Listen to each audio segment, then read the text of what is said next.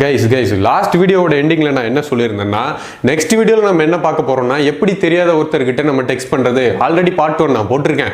Part 2 வந்து புதன்கிழமை சாயந்தரம் 6:20 கரெக்டாக வந்துடும் அப்படின்னு நான் சொல்லியிருந்தேன். அந்த வீடியோ இப்போ நான் ரிலீஸ் பண்ணிட்டேன். அந்த வீடியோ தான் இப்போ நீங்கள் பார்த்துக்கிட்டு இருக்கிறீங்க. பட் அதெல்லாமே பார்க்கறதுக்கு முன்னாடி ஒரு யூடியூபராக என்னோட கடமையை நான் ஃபஸ்ட்டு செய்யணும் இல்லையா? அதை ஃபஸ்ட்டு நான் பண்ணிடுறேன். ஒன்றும் இல்லை, பயந்துக்காதீங்க.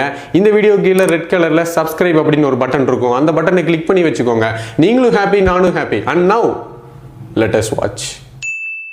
பார்ட் 1ல நான் வந்து என்ன சொல்லியிருப்பேன்னா, இப்போ இருக்கிற ஜென்ரேஷன் வந்து நேரில் பார்க்கறத விட டெக்ஸ்ட்டில் தான் ரொம்ப அதிகமாக பேசுகிறாங்க இல்லையா? ஸோ அந்த அளவுக்கு நம்மளோட லைஃப்பில் டெக்ஸ்ட் அப்படிங்கிறது ஒரு முக்கியமான ஒரு பொசிஷனில் இருக்குது.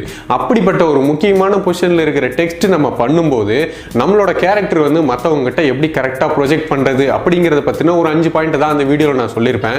நீங்கள் பார்க்கலீங்கன்னா டிஸ்கிரிப்ஷன் லிங்க் இருக்குது, மறக்காமல் போய் செக் பண்ணி பாருங்கள். அண்ட் இந்த வீடியோவில் அதை பற்றின ஒரு கண்டினியூஷன் தான் பார்க்க போகிறோம். Number 1, be open minded. நம்ம நேரில் பார்க்கும்போது ஓப்பனாக பேசினா கூட பரவாயில்ல, டெக்ஸ்ட் பண்ணும்போது டெஃபினட்டாக ஓப்பனாக பேசிடுங்க. ஏன்னா நீங்கள் ஓப்பனாக பேசும்போது 90% ஆஃப் த ப்ராப்ளம்ஸை வந்து அவாய்ட் பண்ணிடலாம். மனசில் ஒன்று வச்சுக்கிட்டு வெளியே ஒன்று பேசாதீங்க. அப்படி பேசுகிறதா என்னைக்கு இருந்தாலுமே டேஞ்சர். நம்ம ஓப்பனாக பேசுறது மூலமாக நம்ம மனசில் இருக்கிற எல்லாத்தையுமே சொல்லிடுவோம். அண்ட் அதுக்குண்டான டெசிஷனை வந்து ஆப்போசிட்டில் இருக்கிறவங்க பார்த்துப்பாங்க. அண்ட் என்னைக்கு இருந்தாலுமே இது நமக்கு ஒரு சேஃப் ஜோன். பார்ட் 1 வீடியோவில் 3rd பாயிண்ட்ல நான் என்ன சொல்லியிருப்பேன்னா, ஆப்போசிட்டில் இருக்கிறவங்களை பற்றி ஃபஸ்ட்டு தெரிஞ்சுக்கோங்க அப்படின்னு நான் சொல்லியிருப்பேன். அவங்கள பற்றின ஒரு அண்டர்ஸ்டாண்டிங் உங்களுக்கு கிளியராக தெரிஞ்சுக்கிட்டதுக்கு அப்புறம் உங்களை பற்றி உங்களோட டீட்டெயில்ஸ் எல்லாமே நீங்கள் சொல்லுங்கள். ஆப்வியஸ்லி நம்ம வந்து அவங்கள பற்றி கேட்டதுக்கப்புறம் அவங்க வந்து கண்டிப்பாக நம்மளை பற்றி கேட்பாங்க, நம்மளோட கேரக்டர்ஸ் பற்றிலாம் கேட்பாங்க இல்லையா? அப்போ வந்து உங்களோட டீட்டெயில்ஸ் எல்லாமே சொல்லிடுங்க. உங்களோட எல்லா டீட்டெயில்ஸும் சொல்லினா கூட பரவாயில்ல, உங்களோட கேரக்டர் பற்றின ஒரு கிளியரான ஐடியாவை உங்களுக்கு கொடுத்துருங்க. நான் வந்து இந்த மாதிரி தான், இந்த சுச்சுவேஷனில் இந்த சுச்சுவேஷனில் என்னோட கேரக்டர் வந்து இந்த மாதிரி தான் இருக்கும், கோவப்படுவேன், சிரிப்பேன், இந்த மாதிரி உங்களை பற்றின எது சொல்லணுமோ அது எல்லாத்தையுமே சொல்லிடுங்க.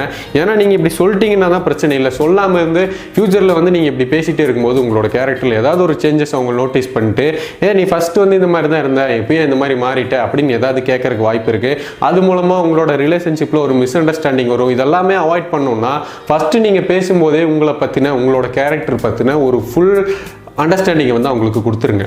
எப்போவுமே என்ன பண்ணுற சாப்பிட்டியா தென் இந்த மாதிரி ஒரு நார்மல் ஸ்டெப் தான் நம்ம பேசிகிட்டே இருப்போம் இல்லையா? இதெல்லாமே ஜஸ்ட் அவாய்ட் பண்ணிட்டு உங்களோட கோல்ஸ், உங்களோட எய்ம், உங்களோட ஃபிட்னஸ், உங்களோட கெரியர், உங்களோட ஃபினான்ஸ், உங்களோட பிஸ்னஸ், இதை பற்றியெல்லாம் நீங்கள் உங்களோட கான்வர்சேஷனில் இன்க்ளூட் பண்ணும்போது அந்த கான்வர்சேஷன் வந்து ரொம்ப இன்ட்ரெஸ்டிங்காகவும் ரொம்ப ஹெல்த்தியாகவும் இருக்கும். இந்த இடத்துல வந்து ஐடியாஸ் அப்படின்னு நான் எதை மென்ஷன் பண்ணுறேன்னா, ஒரு சர்டைன் ஏஜுக்கு அப்புறம் நம்மளோட லைஃப்பில் அடுத்து நம்மளோட லைஃப்பில் நம்ம என்ன பண்ண போகிறோம், பணம் சம்பாதிக்கிறதுக்கு நம்ம என்ன பண்ண போகிறோம், பிஸ்னஸ் பண்ண போகிறோமா, நம்ம ஃபிட்னஸில் என்ன பண்ணணும், இந்த மாதிரி தான் நம்மளோட மைண்டு வந்து ப்ரொடக்டிவாக தான் திங்க் பண்ணிக்கிட்டே இருக்கும். இதை பற்றிலாம் உங்களோட டெக்ஸ்ட்டில் நீங்கள் பேசும்போது அந்த ரிலேஷன்ஷிப்பும் பில்ட் ஆகும். அண்ட் ஆப்வியஸ்லி நம்மளும் க்ரோ ஆகும். ஆக்சுவலாக வந்து இந்த டெக்ஸ்ட் பண்ணுற ரிலேஷன்ஷிப்லாம் வந்து எவ்வளோ நேரம் நம்ம பேசுகிறோம் அப்படிங்கிறது முக்கியமே கிடையாது, என்ன நம்ம பேச போகிறோம் அப்படிங்கிறது தான் முக்கியம். இது எல்லாமே பேசி முடிச்சதுக்கப்புறம் ஒருத்தர் பற்றின ஒருத்தர் நல்லா புரிஞ்சுக்கிட்டதுக்கப்புறம் இந்த ரிலேஷன்ஷிப் வந்து ஒரு எக்ஸ்ட்ரீம் லெவல் போனதுக்கப்புறம் இந்த ரிலேஷன்ஷிப்பை டெஃபினட்டாக டெக்ஸ்ட்டில் பில்ட் பண்ணவே முடியாது. எஸ், மீட்டிங் நெக்ஸ்ட் ஸ்டெப் வந்து அரேஞ்ச் ஃபார் மீட்டிங். டெக்ஸ்டிங் ரிலேஷன்ஷிப்பை வந்து நெக்ஸ்ட் லெவலுக்கு கொண்டு போகிறதுக்கு உண்டான ஒரு டூல் தான் மீட்டிங்னு நான் சொல்லுவேன். மீட் பண்ணுறது மூலமாக இன்னும் ஒருத்தர் பற்றின ஒருத்தர் ஒரு அண்டர்ஸ்டாண்டிங் கண்டிப்பாக கிளியராக கிடைக்கும். ஸோ கைஸ், யாருன்னே தெரியாமல் ஃபஸ்ட் டைம் நம்ம டெக்ஸ்ட் பண்ணி அப்படியே கொஞ்சம் கொஞ்சமாக பில்ட் பண்ணி மீட்டிங் வரைக்கும் கொண்டு போகிறதுக்கு உண்டான ஒரு கம்ப்ளீட் கைட்னஸ் வந்து பார்ட் 1 வீடியோலையும் பார்ட் 2லையும் நான் உங்களுக்கு கிளியராக சொல்லியிருப்பேன்னு நினைக்கிறேன். அண்ட் இந்த வீடியோ உங்களுக்கு யூஸ்ஃபுல்லாக இருந்ததுன்னா மறக்காமல் லைக் பண்ணிடுங்க.